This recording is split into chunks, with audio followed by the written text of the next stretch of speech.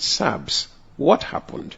Moving from UDP, campaign manager, to NPP. Peter, a lot happened that I may not be able to explain in one interview. Do your best. But the point is, I was in UDP, moved in, well received, well positioned within the party, well loved, celebrated, and everything. Like I said, I think it was my interview with the Standard yesterday, that there is no perfect institution. Just like there is no perfect political party. I mean, every institution has its shortcomings and challenges. So long as you are in that institution, no matter how happy you are about the institution, there are challenges that you are dealing with. So I've dealt with challenges. Some of those challenges got compounded, and I'm not going to get into the details of those challenges.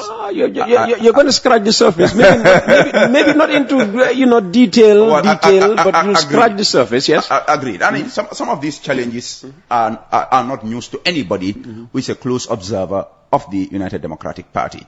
And the aftermath of my departure actually exposed some of those challenges, like a top executive member of a political party, somebody as important as your campaign manager leaves the party, and you are asked a question and you laugh.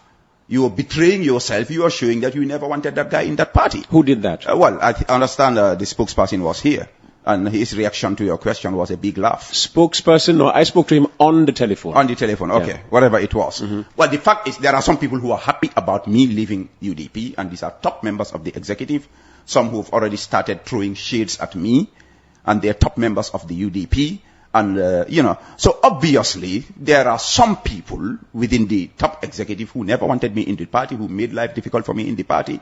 But like I said, is it only in UDP? Perhaps it's in other political parties. To sum it up, there are challenges within the party that I tried to live with.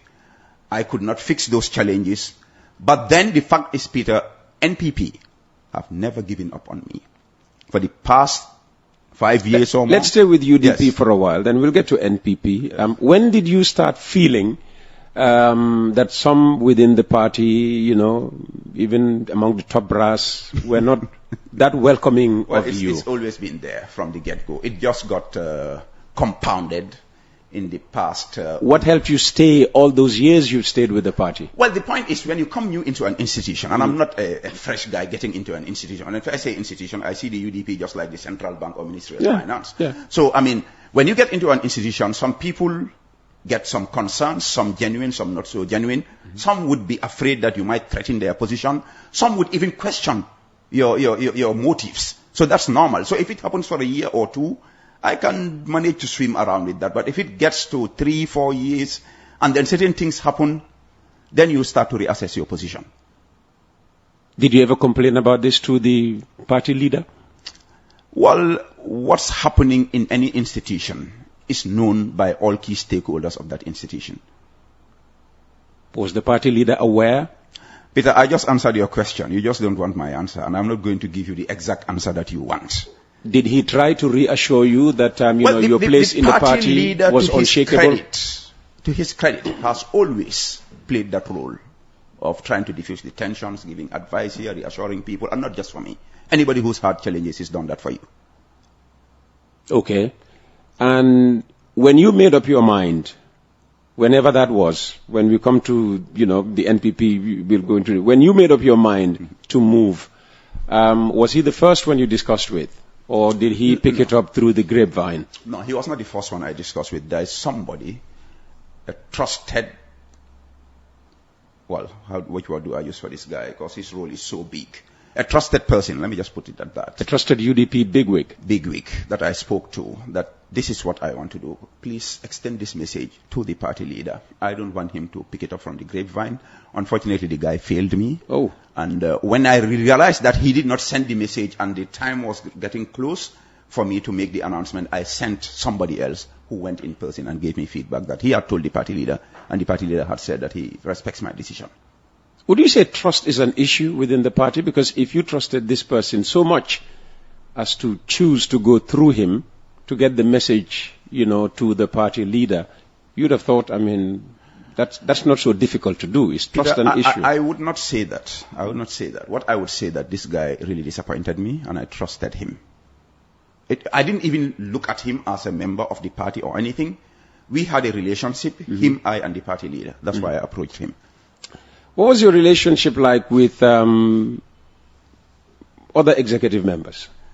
Well, it was quite okay, barring a few, maybe 2, 3, that really showed me from the get-go they didn't like me, they didn't want me in the party, and they were actually fighting me, and I knew they were fighting me. But then, like I said, Peter, I'm not new in an institution, so I tried to deal with them, really accommodate them, shake hands, hug a few. At some point I stopped it with some of them. At some point I just drew the line. It's not going to happen any longer. Yeah, we try to be as transparent and clear as possible. I mean, was the Secretary for Media and Publicity one of them, Tombong Sedi? Look, Peter, I'll say one thing. Tombong may have done a thing or two that I don't like. For instance? No, I'm not going into the details. I'm trying to answer your question, if you'll allow me. Yes, please go ahead. My relationship with Tombong has been quite smooth, to be honest. Really. And this may surprise some people if you know the dynamics of UDP, but I have no specific anger or bad feeling about Tombong. I think he conducted himself very maturely in his relationship with me. I want to put that on the record. But I don't lie. I will not just come out of UDP today and try to throw somebody under the bus. Me and Tombong, our thinkings about how the party should go are not the same. But despite that, I and Tombong, I think my first interview here was facilitated by Tombong. Really, I have a lot of respect for that gentleman. Yeah. You were not angry when the Standard newspaper quoted you as saying that Dabo was going to be the flag bearer of the UDP in 2026, and Tombong came on my program to say that was not official? No, I'm not. I'm not. Because Tombong is right, that was not official. That was my opinion. The point is that, Peter, unlike so many people, Momodou Sabally is not afraid of voicing his opinion, even if I know that some bigwigs would not like to hear that.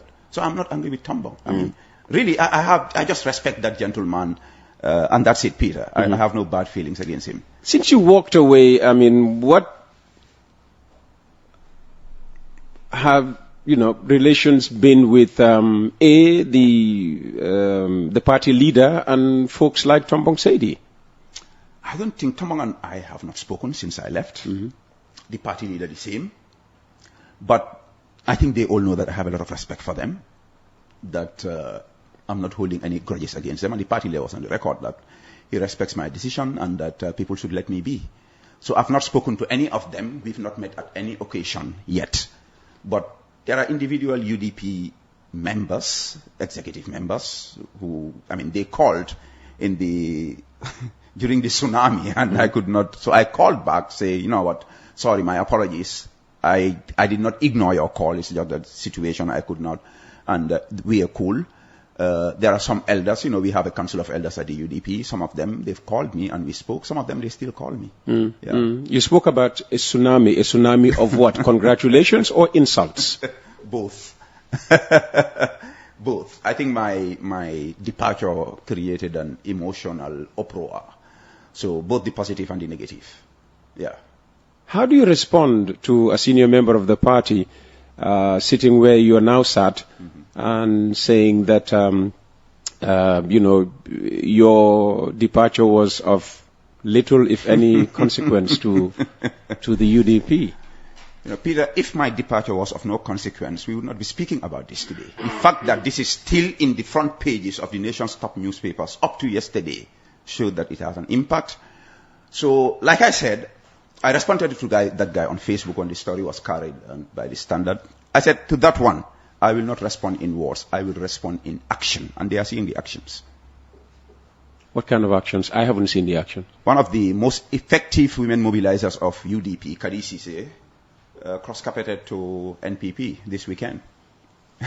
That is just one of the many. Some of these youths from Woolly that I brought into the party, they were at the NPP bureau when I came on Wednesday when I was officially welcomed. And I've had Bai Malik Sise, one of the most popular Gambians in the diaspora, who I brought to UDP when I went to State House to accompany my sister Momodou Sabally.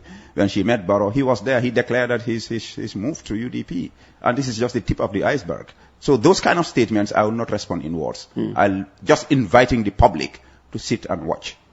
You just told me a short while ago that you want to maintain your respect for the party. I mean, that's not respecting a party when you start poaching their members and taking them to another party. That is weakening a party. So how do you intend to maintain that respect with UDP? Peter, I don't think that is disrespect. And I mean, if I took somebody to your party and that person moved based on his trust and love for me, if I move and leave that person there, like I'm not going to force anybody to go, but like that lady, like Kadisi say, if I move and leave her there and she's still shocked trying to understand why Sabally made this move, if I don't go back to that person, I've betrayed that person. So that's it. I don't think that can be disrespect. Sadio Mane played a key role in the defeat, but he does not disrespect Gambia. Even his demeanor, you saw that he showed a lot of respect to the Scorpions.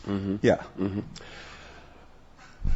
It's 11 minutes, almost 12 minutes past 10 o'clock. We have Sabs in the house. He said formerly Babala Commando, and he says he's not dead yet. No, I'm not using formerly as if the person doesn't exist anymore. Let's move the conversation to NPP now, where you belong. When did they start courting you for the first time? I think for the past 5 years. The most recent I remember was in the run-up to the 2021 election. Two top guys came and sat me down. You know. Can we name them? No, I don't want to name them because the way those people operate, maybe they don't want to be named. And these conversations were quite secret because at the time I knew. It's a betrayal of the UDP secretary. Those who were supposed to know, they knew. I'm very transparent, Peter. Those who were supposed to know, they knew. So Baba knew that these people had approached you? Peter, those who were supposed to know knew. Including Baba? Of course. Okay. I had a conversation with these people. They invited me to the party. I said, anyway, it was just before the election. I said, even at the time we thought UDP would win. But I told them, even if it is clear to me that UDP would lose the 2021 election, I would stay and lose with them. After the election, they came again through another person who called me and said, come and join us, whatever you want, that's what we'll give you. Really? Yes. He said, open check? Absolutely. He said, go, because at the time the election was disputed, we were about to go to court to challenge the results. He said, all I want you to do, go out and endorse our election result. I said, no, I'm not going to do it. So there are I have family in NPP who've been approaching me, ministers, party executives, and Yes, we know that. Party, Peter, even some members of the president's family, they've been my friends, and we've always had this cordial, respectful relationship. They've approached me. Some of their youth leaders who are my mentees. Even Ahmed Jite, my good friend and brother, has had his attempts in the run-up to the 2021 to try to bring me to end. So they've never given up. Will you bring him back, Jite, just before I lose that line of throw? Jite and I have spoken. I think Jite is very happy with the decision I made. Peter, I don't rush in my politics. I've moved into NPP. I'm trying to settle. When I settle, the results will speak for themselves. You'll bring Jite back. Jite is my boy. You'll bring him back. I'm not making a promise, but Jite is my boy. And where I am, I would want Jite to be. Okay. And I think Jite is happy that I'm in NPP. I don't have a doubt about that. Okay, so they approached you, and you didn't want to leave at the time. Yes. So the conversation continued. Go on. Absolutely. And so the conversation continued, and these people, Peter, I'm really amazed at their resilience and level of tolerance, because you know what a hard time I give to the ruling government. And sometimes, I just call out your name as a minister and tell you all the wrong things you are doing, and that can be really frustrating, but some of these people will meet, Sabs, they're gonna, it's politics, you are still my friend, and these things kept going on and going on and going on, up to a time I felt that, okay, I think it's about time I started reconsidering the invitation to NPP.